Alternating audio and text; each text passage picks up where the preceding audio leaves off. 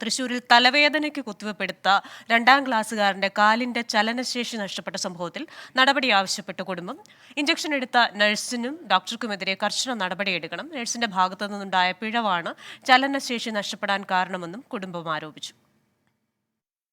ഛർദിക്കുള്ള മരുന്ന് അടിക്കുമ്പോൾ ഇഞ്ചക്ഷൻ ചെയ്യുമ്പോൾ തന്നെ ഈ ഭാഗത്ത് ഒന്ന് പൊള്ളച്ച് ഇഞ്ചക്ഷൻ കറക്റ്റല്ല ചെയ്തത്.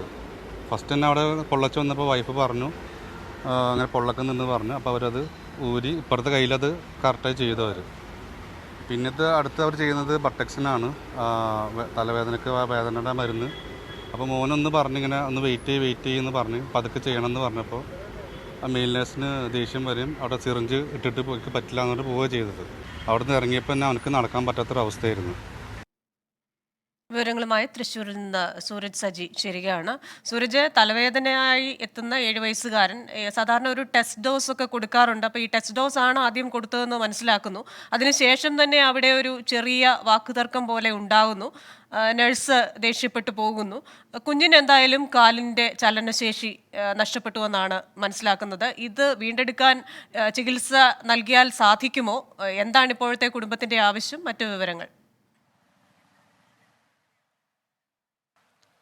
ക്രിസ്റ്റീന, എന്തായാലും ചികിത്സയിലൂടെ കുഞ്ഞിന്റെ ഈ കാലിന്റെ ചലനശേഷി വീണ്ടെടുക്കാൻ കഴിയും എന്ന പ്രതീക്ഷയിലാണ് കുടുംബമുള്ളത്. പക്ഷെ അവരുമായി സംസാരിക്കുമ്പോൾ അവർ പറയുന്നത് ഇത് തങ്ങൾക്ക് പ്രതീക്ഷ മാത്രമായി തീരുമോ എന്നുള്ളൊരു ആശങ്ക വലിയ രീതിയിൽ ഉണ്ട് എന്നുള്ളത് തന്നെയാണ് കുടുംബം പറയുന്നത്. കാരണം ഈ കുട്ടി ഈ സംഭവം ഉണ്ടായതിനു ശേഷം ചാവക്കാട് താലൂക്ക് ആശുപത്രിയിലാണ് ഈ സംഭവം ഉണ്ടായത്. അതിനുശേഷം പല സ്വകാര്യ ആശുപത്രിയിലും കാണിച്ചു നടത്തിയ പരിശോധനയിലാണ് 6 മാസം വേണ്ട തുടർ ചികിത്സയിലൂടെ മാത്രമേ കുഞ്ഞിനൊരു മടങ്ങിവരവ് സാധ്യമാകൂ എന്ന് അറിഞ്ഞിട്ടുള്ളൂ. എന്തായാലും ഈ സംഭവത്തിലേക്ക് വരികയാണെങ്കിൽ ഡിസംബർ 1-നാണ് ഈ സംഭവം ഉണ്ടാകുന്നത്. കുട്ടിക്ക് തലവേദന അനുഭവപ്പെടുന്നു. തുടർന്ന് ചാവക്കാട് താലൂക്ക് ആശുപത്രിയിൽ എത്തിക്കുകയായിരുന്നു. ആ സമയം 2 ഇഞ്ചക്ഷൻ ഡോക്ടർ നിർദ്ദേശിച്ചു എന്നുള്ളതാണ് പറയുന്നത്. അത് പ്രകാരം ആദ്യം ഒരു കയ്യിൽ ഇഞ്ചക്ഷൻ എടുക്കുന്നു. ആ സമയത്ത് കയ്യിൽ ഈ മരുന്ന് ഇഞ്ചക്ഷൻ എടുക്കുന്ന സമയത്ത് തന്നെ കയ്യിൽ വീർത്തു വരുന്ന സമയത്ത് അവർ അമ്മ ഇത് ചൂണ്ടിക്കാണിക്കുമ്പോൾ മെയിൽ നേഴ്സ് ആയിരുന്നു ആ സമയം ഉണ്ടായിരുന്നത്. അവർ അടുത്ത കൈയിലേക്ക് ഇഞ്ചക്ഷൻ മാറ്റി കുത്തിവെക്കുന്നു. അതിനുശേഷമാണ് ഈ കുട്ടി കാലിൽ 2ാമത്തെ ഇഞ്ചക്ഷൻ എടുക്കാൻ തയ്യാറെടുക്കുന്ന സമയത്ത് കുട്ടി വലിയ രീതിയിൽ കരഞ്ഞു. കാരണം കയ്യിൽ വേദന എടുക്കുന്നു എന്ന് പറഞ്ഞുകൊണ്ടാണ് കരയുന്നത്. ഈ സമയം ചൂടായ മെയിൽ നേഴ്സ്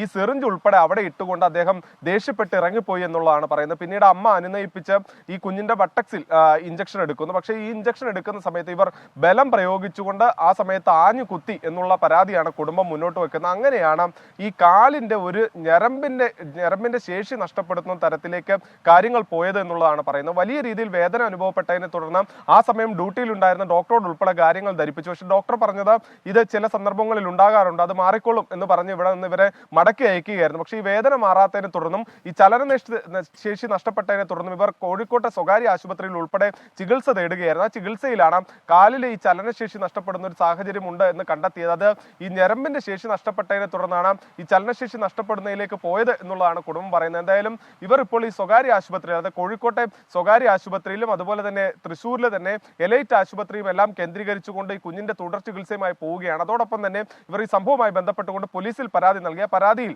ഇപ്പോൾ പോലീസ് കേസെടുത്തിട്ടുണ്ട്. അതോടൊപ്പം തന്നെ ആരോഗ്യമന്ത്രിക്കും DMOയ്ക്കും അടക്കം ഇപ്പോൾ കുടുംബം പരാതി നൽകി നീതിക്കായി കാത്തിരിക്കുകയാണ്. ക്രിസ്റ്റീന, ശരി. തൃശ്ശൂരിൽ നിന്ന് സൂരജ് സജിയാണ് വിശദാംശങ്ങൾ നൽകിയത്. എന്തായാലും ഈ കുടുംബത്തിന് നീതി കിട്ടട്ടെ എന്ന് പ്രതീക്ഷിക്കാം. 7 വയസ്സ് പ്രായമുള്ള കുഞ്ഞിനാണ് കാലിന്റെ ചലനശേഷി നഷ്ടപ്പെട്ടിരിക്കുന്നത്.